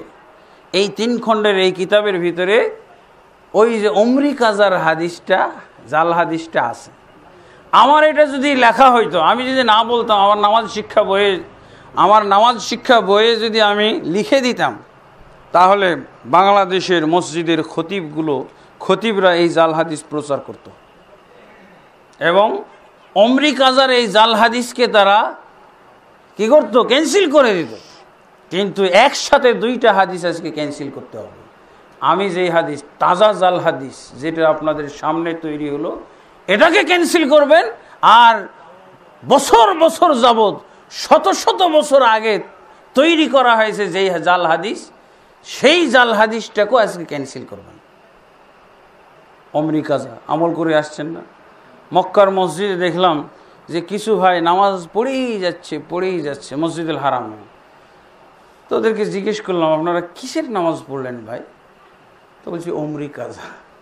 হুজুর বলে দিছে যে মসজিদুল হারামে যে উমরি কাজা যত পারেন পড়বেন, বুঝেছেন? জাল হাদিস। শাররুল উমুরি মুহদাসাতুহা, দিনের ভিতরে নতুন আবিষ্কার হলো কি? দিনের ভিতরে সবচেয়ে নিকৃষ্ট কাজ হলো নতুন কিছু আবিষ্কার করা। এই যে আমি সালাতুল জাবর বানিয়ে দিলাম, সম্পূরক নামাজ, পরিপূরক নামাজ যেটার নাম, এই নামাজ দিনের ভিতরে কত বড়টা অপরাধ জানেন? এটা হলো হত্যার চেয়েও বড় অপরাধ, জিনার চেয়েও বড় অপরাধ, সুদ খাওয়ার চেয়ে বড় অপরাধ, ঘুষ খাওয়ার চেয়ে বড় অপরাধ, মিথ্যা কথা বলার চেয়ে বড় অপরাধ, ওয়াদা ভঙ্গের চেয়ে বড় অপরাধ, খেয়ানত করার চেয়ে বড় অপরাধ হলো জাল হাদিস। রাসূলুল্লাহ সাল্লাল্লাহু আলাইহি ওয়াসাল্লাম বলছেন, মান কাযাবা আলাইয়া মুতাআম্মিদান ফালইয়াতাবাওয়া মাকআদাহু মিনান নার। 70 জন সাহাবী বর্ণনা করেছেন এই হাদিস। সহিহ বুখারী, মুসলিম সহ যত হাদিস গ্রন্থ আছে সব হাদিস গ্রন্থে পাওয়া যায়। আল্লাহ রাসূল সাল্লাল্লাহু আলাইহি ওয়াসাল্লাম বলছেন, যে ব্যক্তি আমার নামে মিথ্যা কিছু প্রচার করবে, মিথ্যা হাদিস বানাবে, সেই ব্যক্তি দুনিয়াতেই তার জাহান্নামের জায়গায় রেজিস্ট্রি করে ফেললো। যেই জায়গায় আপনার রেজিস্ট্রি হয়েছে এটা তো আপনিই পাবেন, নাকি অন্য কেউ তো নিতে পারবে না। তো জাহান্নামে আপনার জায়গায় রেজিস্ট্রি হয়ে গেছে, ওই জায়গায় আপনার, এই জায়গায় আর কেউ নেবে না, আপনাকেই যেতে হবে ওই জায়গায়। এবং দুনিয়াতেই আল্লাহ রাসূল সাল্লাল্লাহু আলাইহি ওয়াসাল্লাম ঘোষণা করেছেন, যে ব্যক্তি এইভাবে নতুন আবিষ্কার করে, এই জন্য জাল হাদিস, জাল হাদিস হলো বেদাতের আখড়া। আমাদের দেশে জাল হাদিস গ্রহণ করার, জাল হাদিসকে আপ্যায়ন করার 2টা দরজা খোলা হয়েছে। 2টা দরজা। একটা দরজা হলো হাসানা, কাজটা তো ভালো, ভালো না? সালাতুল জবর, আমি যে সালাতুল জবরের কথা বললাম, এই সালাতুল জবর 2 রাকাত বিশিষ্ট একটা সালাত। আপনি এই সালাত তাকবীর তাহরিমা দিয়ে শুরু করবেন, আল্লাহু আকবার বলে, সানা পাঠ করবেন, সূরা ফাতিহা পড়বেন, রুকু করবেন, রুকুর জিকির করবেন, তাসবিহ পড়বেন, সেজদা করবেন, সেজদার তাসবিহ পড়বেন, আবার দ্বিতীয় রাকাতে এইভাবে পড়বেন, সালাম ফিরাবেন। সব নেকির কাজ না? হাসানা আর হাসানা। এর মধ্যে হাসানা আছে, সাইয়্যা আর কিছু নেই। আছে আল্লাহু আকবার সাইয়্যা,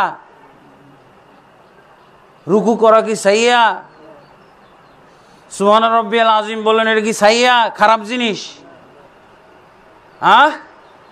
সুবহান রাব্বিয়াল আলা বললেন, আত্তাহিয়াতু পড়লেন, দুরুদ পড়লেন, এগুলো কি সাইয়্যা? কোনটাকে সাইয়্যা বলবে না? সাইয়্যা বলার কোনো সুযোগ আছে? তাহলে দেখেন, হাসানা যারা নাম দিয়েছে, যে বেদাতে হাসানা ইসলামে চলবে, এরা হলো বেদাত আপ্যায়নকারী। আল্লাহু আকবার, বেদাতের আপ্যায়নকারী। হাসানা যারা বলে, বেদাতের ক্ষেত্রে হাসানা হলো মারাত্মক বড় অপরাধ। 1 সেকেন্ডও দেরি করা উচিত না, তওবা করা উচিত। আমি একটাও কিন্তু হাসানা ছাড়া বলি নাই। 2 রুকু করার কথা বলেছি, এটা হাসানা। একটা সেজদা কমিয়ে দিতে বলেছি, এটাও হাসানা। সালাতুল জবর আপনাদেরকে যে উপহার দিলাম, এটাও হাসানা। আরো কত কি বলা যেতে পারে। আপনারা নিঃশ্বাসে নিঃশ্বাসে বেদাত পাবেন। ভালো হাসানা জিনিস যোগ করতে পারবো। আপনার প্রত্যেকটা আমলের খুঁটিনাটির সাথে হাসানা যোগ করা যাবে।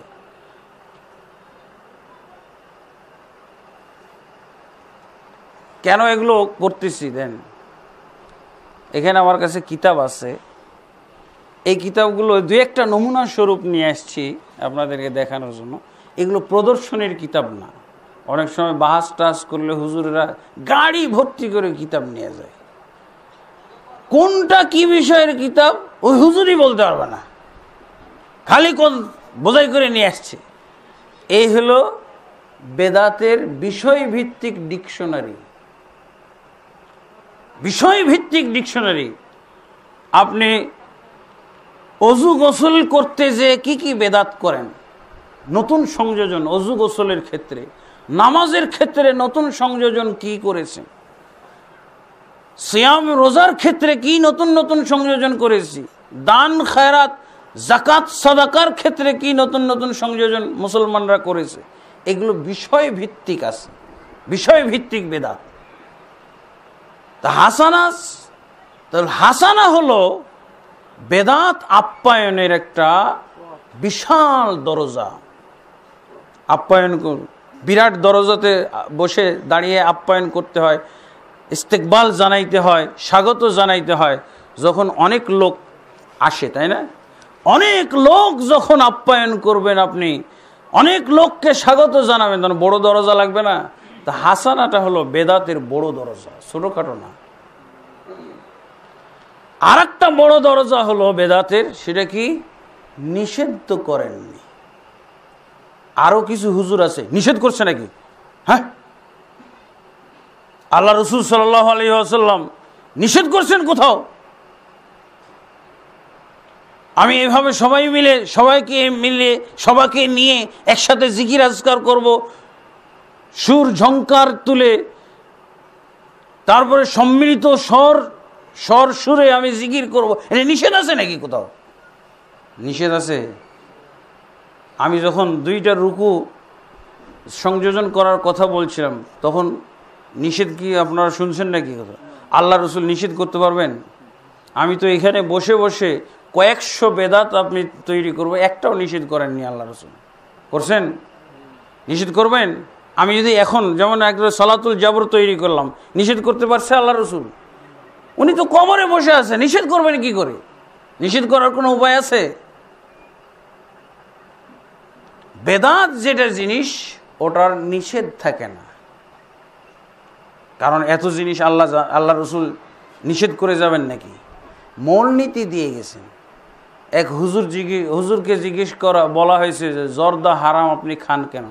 বলছে কোরআন হাদিসে কোথাও জর্দা হারাম লেখা আছে?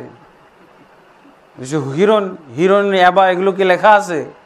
হ্যাঁ, হুজুরেরটা খুব বুঝতেছে, মানে কোরআনে নাই, এখন হুজুর খাবে। কোরআনে নাই এরকম ইয়া আইয়ুহাল্লাযীনা আমানু লা তাকুলু জর্দা, এই আয়াত খুঁজতেছে হুজুর তার বেলায়। তখন জিজ্ঞেস করেছে যে ওই যে বখাটেরা যে হিরোইন খায়, গাঞ্জা খায়, তারপরে কি মদ খায়, মদ তো আছে কোরআনে লেখা, হিরোইন, গাঞ্জা, ইয়াবা ট্যাবলেট যে খায়, হুজুর এটা কি আছে? হ্যাঁ, এরকম কি কোরআনের আয়াত আছে? লা তাকুলু গাঞ্জা, লা তাকুলু ইয়াবা, লা তাকুলু হেরোইন, এগুলো আছে না? হাদিসে আছে। এগুলো হলো ব্যাকরণ উল্লেখ করে হারাম করা হয়েছে, নিয়ম দিয়ে। নিয়ম কেন বানানো হয়? এক নিয়মে আপনি শত উদাহরণ সেট করতে পারবেন, একটা ব্যাকরণ দিয়ে সব আপনি শুদ্ধ করে ফেলতে পারবেন। ব্যাকরণ দিয়ে দেওয়া আছে। আল্লাহ রাসূল সাল্লাল্লাহু আলাইহি ওয়াসাল্লাম কি, এটা একটা ব্যাকরণ। কুল্লু মুহদাসাতিন বিদআ, প্রত্যেক নতুনত্ব হলো বিদআত। যত সুন্দর আমল হোক, যত চেহারা সুরত ভালো মনে হোক আমলের, এরা দিয়ে কাজ না। যদি নতুন দেখা যায়, নতুন কি দিয়ে আপনি যাচাই করবেন? আল্লাহর রসুলের যুগে এই ইবাদতটা আল্লাহ রসুল করেছেন কিনা, যদি না করে থাকেন এটা নতুন। সাহাবায়ে কেরাম এটা করেছেন কিনা, না করে থাকলে এটা নতুন।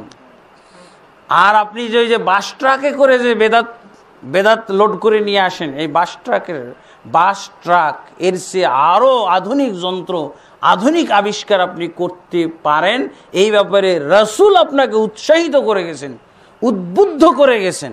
আর আপনি কি নিয়ে পড়ে আছেন? দিনের ভিতরে, দুনিয়ার ভিতরে নতুন আবিষ্কার আপনি করেন, আপনি পড়ে থাকেন কেন? আপনি বেদাত নিয়ে ব্যস্ত কেন? আপনি নতুন আবিষ্কারে ব্যস্ত হন। দুনিয়ার জীবনযাত্রার উন্নতি অগ্রগতির জন্য আপনি যত আবিষ্কার করতে পারেন, আপনি ক্ষেত চাষের জন্য যত আধুনিক পদ্ধতি ব্যবহার করতে পারেন, যা হয়েছে এর চেয়েও বেশি মাইক আরো শক্তিশালী আপনি নিয়ে আসেন। কিন্তু এই মাইক দিয়ে আপনি কি প্রচার করবেন? ইসলামের কথা প্রচার করবেন, বেদাতের কথা না। আপনি কোরআনের আয়াত প্রচার করেন, কোরআনের আয়াতের সংযোজন প্রচার করবেন না। কোরআনের আয়াতের বিধান প্রচার করেন, কোরআনের আয়াতের বিপরীত কিছু করবেন না। আপনি আজান প্রচার করেন, আরো এর চেয়ে উচ্চ ক্ষমতা সম্পন্ন, এর চেয়ে আরো আধুনিক, এর চেয়ে আরো বেশি আওয়াজওয়ালা মাইক নিয়ে এসে আপনি আজান দেন। কিন্তু আজানে আপনি কি করতে পারবেন না? আলিউন ওয়ালিউল্লাহ এটা বলতে পারবেন না। আল্লাহু আকবার, আশহাদু আল্লা ইলাহা ইল্লাল্লাহ, আশহাদু আন্না মুহাম্মাদুর রাসূলুল্লাহ। আর তার সাথে সাথে কি বলবেন? আশহাদু আন্না আলিয়ান ওয়াসিউল্লাহ। এটা আপনি মাইক দিয়ে প্রচার করতে পারবেন। শিয়ারা করে, রাফিজিরা করে, ইরানে এই আজান, শিয়া মসজিদে এই আজান আছে। আপনি হুবহু রাসূল যা প্রচার করেছিলেন আপনি মাইক দিয়ে সেটাই প্রচার করেন, ওই আওয়াজটাই আপনি যত জোরে দিতে পারেন, কিন্তু আপনি ভিন্ন আরো কিছু নতুন শব্দ সংযোজন করবেন, কিছু শব্দ ঢুকিয়ে দিবেন, এইটাই হলো নতুনত্ব। এটা নতুনত্ব। আশহাদু আন্না আলিয়ান ওয়াসিউল্লাহ, আশহাদু আন্না আলিয়ান ওয়ালিউল্লাহ, নাউযুবিল্লাহ, এটা পারবেন না। আপনি নামাজ প্রচার করেন, সূরা ফাতিহা প্রচার করেন, সূরা বেলায়া প্রচার করতে পারবেন না। আপনি সালাতটাকে মুসল্লিদের শোনানোর ব্যবস্থা করেন, যাতে মুসল্লিরা একই নামাজে কেউ রুকুতে কেউ সিজদাতে না থাকে, কেউ প্রথম রাকাতে কেউ দ্বিতীয় রাকাতে না থাকে। এটা করে। ঢাকাতে বড় জামাত হয়, এই বড় জামাতে মাইক ব্যবহার করবেন না। মাইক বেদাত না, বেদাত বিষয়ে অজ্ঞ যারা তারা মাইককে বেদাত বলে। মাইক দ্বারা বেদাত কোনটা? আশহাদু আন্না আলিয়ান ওয়াসিউল্লাহ ওয়ালিউল্লাহ, এগুলো বলা হলো বেদাত। কিন্তু হুবহু যে আজানটা রাসূলের যুগে দেওয়া হতো, সাহাবীদের যুগে দেওয়া হতো, এটা যত জোরে দিতে পারবেন, আর এর চেয়েও যদি ক্ষমতা সম্পন্ন মাইক হয় সেটা আরো ভালো। আওয়াজ দূরে ছড়ানোর জন্য, আওয়াজ আওয়াজ উঁচু হওয়ার জন্য রাসূলুল্লাহ সাল্লাল্লাহু আলাইহি ওয়াসাল্লাম সেই যুগেও গবেষণা করেছিলেন। আল্লাহ রাসূল সাল্লাল্লাহু আলাইহি ওয়াসাল্লাম তো বিজ্ঞান বলতে আসেননি। যদি আল্লাহ তাকে বিজ্ঞান বলার জন্য পাঠাইতেন তাহলে কিয়ামত পর্যন্ত রাসূলের মতো বড় বিজ্ঞানী কেউ হইতে পারতো না। হইতে পারতো? রাসূল সাল্লাল্লাহু আলাইহি ওয়াসাল্লাম দিন বলার জন্য এসেছিলেন, দুনিয়া বলার জন্য আসেননি। আল্লাহ রাসূল সাল্লাল্লাহু আলাইহি ওয়াসাল্লাম তার যুগে গবেষণা করলেন যে আজানটা তো জোর আওয়াজে দেওয়া দরকার। বেলালকে উনি নির্বাচন করলেন। এটা আল্লাহ রাসূলের বিজ্ঞান। আজান জোরে দেওয়ার বিজ্ঞান আল্লাহ রাসূলের কাছে কি? এতগুলো সাহাবীর মধ্যে কাকে নির্বাচন করলেন? বেলালকে। কারণ ইন্না বিলালান আন্দা সৌতান, কারণ বেলালের আওয়াজ হলো সাহাবীদের ভিতরে সবচেয়ে উঁচু আওয়াজ। তো উঁচু আওয়াজের লোকটা দিয়ে কি আজান দেওয়ানো হোক। এরপর কিছুদিন যাওয়ার পর আল্লাহ রাসূল সাল্লাল্লাহু আলাইহি ওয়াসাল্লাম বলেন, না, বেলাল আজান দিচ্ছে উঁচু আওয়াজে, কিন্তু এই আওয়াজ বেশি দূরে যাচ্ছে না। আল্লাহ রাসূল আবার গবেষণা চালালেন, বলে মিনারা বানাও, উঁচু জায়গায় দাঁড়িয়ে বেলালকে আজান দিতে বলো।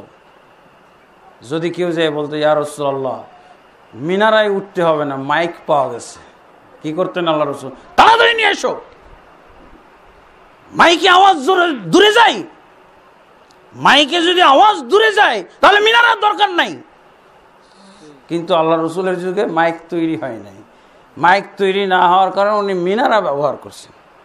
আর হুজুর লাখ লাখ মানুষের নামাজ নষ্ট করতেছে। কত বুঝ বেদাত, ওই বাস ট্রাকের বেদাতের মতো মাইক। যারা মাইককে বেদাত বলে তারা অজ্ঞ।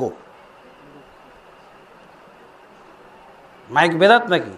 যদি মাইক দিয়ে ইসলামের এক চুল পরিমাণের কম বেশি করে দেন, আপনি আজানের শব্দগুলো কয়েকটা যদি কমিয়ে ফেলেন, তাহলে ওটা বেদাত। এটা মাইক ছাড়াও বেদাত, মাইক সহ বেদাত। আপনি মাইক দিয়ে যদি ইসলামের বিন্দুমাত্র কম বেশি না করেন, কোরআনের আয়াতের বিন্দুমাত্র কম বেশি না করেন, আজানের কম বেশি না করেন, একামতের কোনো কম বেশি না করেন, এটা কাম্য, এটা ইসলাম চাইছে। আল্লাহ রাসূল সাল্লাল্লাহু আলাইহি ওয়াসাল্লাম বলছেন সহিহ মুসলিম শরীফের হাদিস কি, আনতুম আ'লামু বিউমুরি দুনিয়াকুম। আল্লাহ রাসূল সাল্লাল্লাহু আলাইহি ওয়াসাল্লাম তার উম্মতকে স্বাধীনতা দিয়ে দিলেন এবং উম্মতকে ঘোষণা করলেন, সাধারণভাবে উম্মতকে ঘোষণা করলেন যে দুনিয়ার ব্যাপারে তোমরা আমার চেয়ে বেশি জ্ঞানী। আল্লাহ রাসূল কি বললেন? এটা দুনিয়ার ব্যাপারে তোমরা আমার চেয়ে বেশি জ্ঞানী, তোমরা বেশি আবিষ্কার করতে পারো। আমি তোমাদেরকে আজান শিখিয়েছি, কিন্তু আজানটাকে কত দূর পর্যন্ত ছড়ানো যাবে, কত বেশি দূর পর্যন্ত আওয়াজ ছড়ানো যাবে, এই গবেষণা তোমাদের উপরে থাকলো। আজানের শব্দ আমার, আর আওয়াজ ছড়ানোর দায়িত্ব তোমাদের। দুনিয়াবী বিষয় এটা দিয়ে তো গানও বলা যায়, তাই না? যেই আওয়াজই বলবেন ও বড় করে দিবে, তাই না? তাহলে আপনি ইসলামের আওয়াজ বড় করতে চান না নাকি? ইসলামের আওয়াজ বুলন্দ করতে চান না আপনি? আপনি গানটাই খালি স্বীকার করেন, গান বাদ্য এগুলোই শুধু মাইক দিয়ে প্রচার হবে, আর আল্লাহর জিকির, আল্লাহর ইবাদত প্রচার হবে না। এটা তো হইতে পারে না। টেলিভিশন, রেডিও, শুধু বাজে কথাগুলোই টেলিভিশন এবং রেডিওতে প্রচার হবে। হুজুররা আবার বিরোধিতা করতেছে, হ্যাঁ টিভিতে আবার ইসলাম প্রচার, টিভিতে ইসলাম। আপনি কি, আপনার ফতোয়া কি যে টিভি রেডিওতে খালি গান প্রচার হবে, খারাপটাই প্রচার হবে, নাটকটাই প্রচার হবে, অবৈধ যুবক যুবতীর অবৈধ প্রেম প্রীতির ঘটনাই প্রচার হবে, অভিনয়গুলোই প্রচার হবে? আপনি ইসলাম প্রচারের পক্ষে না। এতে কি খারাপটা রেডিও টিভি টেলিভিশনের মাধ্যমে খারাপ জিনিস দ্রুত ছড়াচ্ছে। আপনি যদি ইসলামটাকেও এই রেডিও টেলিভিশনের মাধ্যমে প্রচার করেন তো ইসলামটাও দ্রুত ছড়াবেন এরকম? হুজুররা বিরোধিতা করতেছে, বুঝেছেন? হুজুররা বিরোধিতা করতেছে। এই হুজুররা ইংরেজি পড়া নাজায়েজ মনে করতো একসময়, বুঝেছেন? এই হুজুররাই এখন এই যেগুলো বলতেছে। ওই হুজুরকে জিজ্ঞেস করেন, তাহলে গান প্রচার হওয়ার পক্ষে আছেন আপনি, গানটা দ্রুত সময়ে পৌঁছে যাক সব জায়গায়, কিন্তু ইসলামটা দ্রুত সময়ে পৌঁছবে কেন? এই যে এখন ভিডিও হচ্ছে, এই ভিডিওটা হয়তোবা এই ভিডিও আমেরিকা, ইউরোপ, বিভিন্ন দেশ থেকে মানুষ দেখে তারপরে উপকৃত হবে। আমি জীবনও গেছি আমেরিকায়, জীবনও গেছি আমি এই যে লন্ডন, জীবনও গেছি আমি সিঙ্গাপুর, মালয়েশিয়া, কত দেশেই তো আমি যাই না। কিন্তু সমস্ত দেশ থেকে দাওয়াত আসতেছে যে আপনি এই দেশে আসেন, দাওয়াত প্রচারের জন্য আসেন, বক্তব্য দেওয়ার জন্য আসেন। এই তো কিছুদিন আগে 15 দিনের জন্য আমেরিকায় এবং ব্রিটেনের 15 দিনের জন্য 1 মাসের সফরের একটা দাওয়াত এসেছিল। ওই সময়তেই আর কি ঝামেলাটা হয়ে গেল। ওই যে কী বলে, ফ্রান্সে যে ওই যে জঙ্গি হামলা হলো, ওইটা নিয়ে সারা বিশ্বের মধ্যে তোলপাড় সৃষ্টি হয়ে গেল। এই দোষীরা কোথায় আছে, যে যাকে পারছে সন্দেহ করছে এবং গ্রেপ্তার করছে। এই সময় 4টা দেশে একসাথে পর্যায়ক্রমে 1.5-2 মাসের মধ্যে সফরের কথা আসলো। কোথার থেকে? এই যে জীবনও কখনো আমি ওইসব দেশে যাই না, কিন্তু ওয়াজ চলে গেছে। আর হুজুরের গান যাওয়ার পক্ষে, ওয়াজ যাওয়ার পক্ষে না। যাক আলহামদুলিল্লাহ, আপনাদের এলাকায় ভালো। অনেক এলাকা আছে এই ভিডিও করা বন্ধ করেন, ভিডিও করা বন্ধ করেন। কেন? যেটা ইসলামের নাই। কোন ইসলামে নাই? তো আপনার ইসলামে নাই, রসুলের ইসলামে আছে। রসুলের ইসলাম প্রচার করতে বলা হয়েছে না? ফাসদা বিমা তুমার, তোমাকে যা আদেশ করা হচ্ছে এই আদেশের বিস্ফোরণ ঘটাও, প্রচার করো। যত জায়গায় প্রচার করা যায়, যত দ্রুত প্রচার করা যায়। দাওয়াত দিতে বলেছেন, বাল্লিগু আন্নি ওয়ালাউ আয়া, একটা আয়াত যদি জানো প্রচার করে দাও। প্রচার হলো না, আমেরিকা পর্যন্ত প্রচার হয়ে গেল। আপনার অসুবিধাটা কি? যদি কাতুলির বয়ান যদি আমেরিকার মানুষ, লাখ লাখ পৃথিবীর মানুষ শোনে, তা আপনার অসুবিধা হচ্ছে কেন? আপনার তো অসুবিধা হওয়ার কথা না। সারা বিশ্বের মুসলমান, বাঙালি মুসলমান, বাংলাভাষী মুসলমান যদি শুনে উপকৃত হয়, তা আপনার ক্ষতি কি কেন? এই যে জায়গায় বেদাত নাই ওইখানে বেদাত খুঁজে পাই, আর যেখানে বেদাত ওখানে আবার উনি ঠিকই আছে। যেখানে বেদাত নাই ওই জায়গায় তাকে বেদাতে পেয়ে বসেছে, নাউজুবিল্লাহ। আলহামদুলিল্লাহ। তো আমরা এই কারণে বলছিলাম যে আল্লাহ তাবারক ওয়া তাআলা ইসলামের ক্ষেত্রে কিছু আমাদেরকে মূলনীতি দিয়ে দিয়েছেন, নিয়ম দিয়ে দিয়েছেন, ইসলামের মডেল উল্লেখ করেছেন। আপনি যদি আল্লাহ তাবারক ওয়া তাআলার নাজিলকৃত ইসলামটাকে চান, আল্লাহ নাজিল করেছেন একটা ইসলাম, আর আমরা পালন করছি আর একটা ইসলাম, এরকম যেন না হয়। এই কারণে আল্লাহ তো, আপনারা তো শুনলেন যে ইসলামের ভিতরে অনেক বিকৃতি ঘটে যেতে পারে। রাসূলুল্লাহ সাল্লাল্লাহু আলাইহি ওয়াসাল্লাম নিজে বলছেন, সাহাবীদেরকে লক্ষ্য করে বলেছিলেন যে তোমরা যারা দীর্ঘ জীবন লাভ করবে, দেখবে ইসলামের ভিতরে অনেক মতভেদ সৃষ্টি হয়ে গেছে, অনেক মতপার্থক্য সৃষ্টি হয়ে গেছে।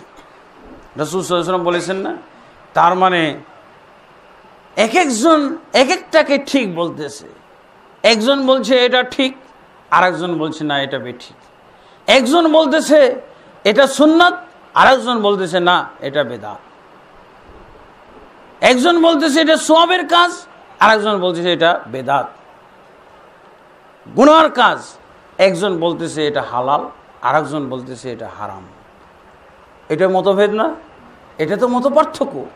একজন বলতেছে এটা ফরজ, একজন বলছে না এটা ফরজ নয়। এরকম যদি মত পার্থক্য সৃষ্টি হয়ে যায় তাহলে সর্বনাশ না? আর এরকম ঘটার সম্ভাবনা আছে দেখেই রাসূলুল্লাহ সাল্লাল্লাহু আলাইহি সাল্লাম কিন্তু ভবিষ্যৎবাণী করেছেন। নাহলে আল্লাহ রসুলের এই ভবিষ্যৎবাণী হলো অনর্থক। যদি নাই ঘটবে তাহলে আল্লাহ রসুল সাল্লাল্লাহু আলাইহি ওয়াসাল্লাম ভবিষ্যৎবাণী করলেন কেন? আল্লাহ রসুল সাল্লাল্লাহু আলাইহি ওয়াসাল্লাম তো অনেক ভবিষ্যৎবাণী করেছেন, যেই ভবিষ্যৎবাণীগুলোর আমরা বাস্তবতা দেখি।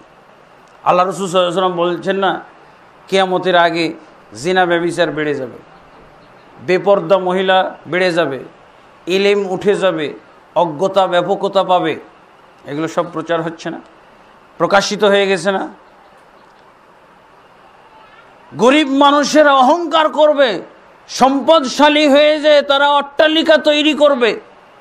এগুলো আমরা দেখছি না? রাসূলুল্লাহ সাল্লাল্লাহু আলাইহি ওয়াসাল্লাম ভবিষ্যৎবাণী করেছিলেন, সেই ভবিষ্যৎবাণীগুলো আজকে বাস্তব রূপ লাভ করেছে। আল্লাহ রাসূল সাল্লাল্লাহু আলাইহি ওয়াসাল্লাম বলছেন ইসলামের নামে, ইসলামের ক্ষেত্রে বহু নমুনা তৈরি হয়ে যাবে। এই জন্য আল্লাহ তাবারক ওয়া তাআলা কোরআনের ভিতরে তিনি যে ইসলাম নাজিল করেছেন, এই ইসলামের কিন্তু মডেলটা উল্লেখ করে দিয়েছেন। মডেল দিয়ে কি চেনা যায়? পার্থক্য করা যায়। এক পণ্য থেকে আর এক পণ্য পার্থক্য করা যায়। একই পণ্য পার্থক্য করতে পারবেন আপনি মডেল দেখে। আমাদের যুগে আমরা কি বলে থাকি? আমাদের যুগে আমরা এই জিনিসটা হলো নতুন মডেল, এটা হলো পুরান মডেল বলি না? এটা হলো লেটেস্ট মডেল। বিভিন্ন ক্ষেত্রে, বাড়ির ক্ষেত্রে, পোশাকের ক্ষেত্রে, পণ্যের ক্ষেত্রে, গাড়ির ক্ষেত্রে আমরা মডেল উল্লেখ করে পার্থক্য করি না? এটা হলো নতুন মডেলের পোশাক, আর এটা হলো পুরান মডেলের পোশাক। এটা হলো নতুন মডেলের বাড়ি, আর এটা হলো পুরান মডেলের বাড়ি। এটা হলো নতুন মডেলের গাড়ি, এটা হলো পুরান মডেলের গাড়ি। গাড়ির ক্ষেত্রে একবারে সন দিয়ে পার্থক্য করা হয়।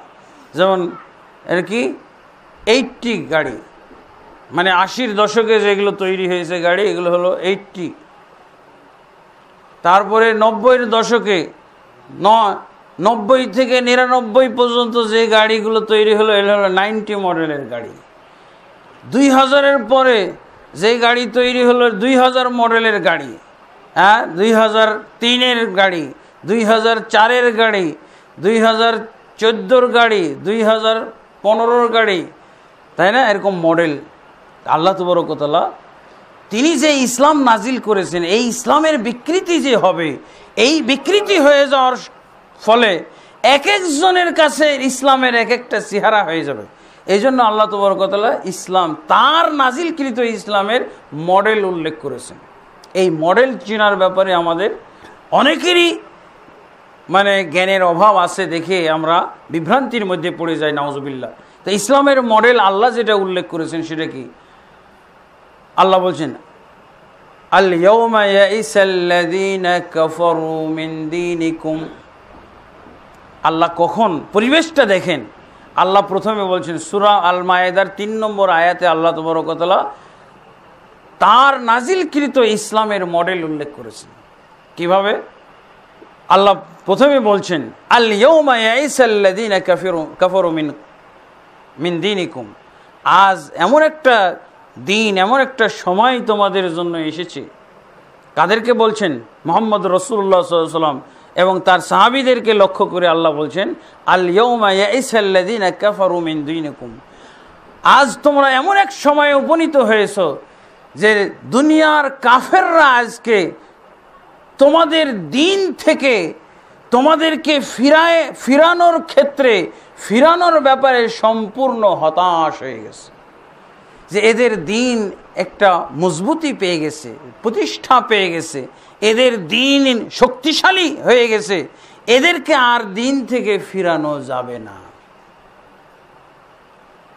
আল্লাহ কি বলছেন? ফালা তাখশাউহুম, যেহেতু তোমাদের দিনকে আমি শক্তিশালী করে দিয়েছি, তোমাদেরকে আর এই দিন ইসলাম থেকে কেউ বিচ্যুত করার, কেউ ফিরানোর সাহস রাখে না। অতএব কি করো? ফালা তাখশাউহুম ওয়াখশাউনি, এই কাফেরদেরকে আর তোমরা ভয় করে চলো না, ভয় করার কোনো দরকার নাই। ওয়াখশাউনি, তবে আমার ভয় নিয়ে চলো, আমাকে ভয় করো। কাফেরদের আর ভয় করার দরকার নাই, কাফেরদের ভয় করার আর কোনো পরিবেশ নাই। আমি তোমাদের দিনকে শক্তিশালী করে দিয়েছি। কেন?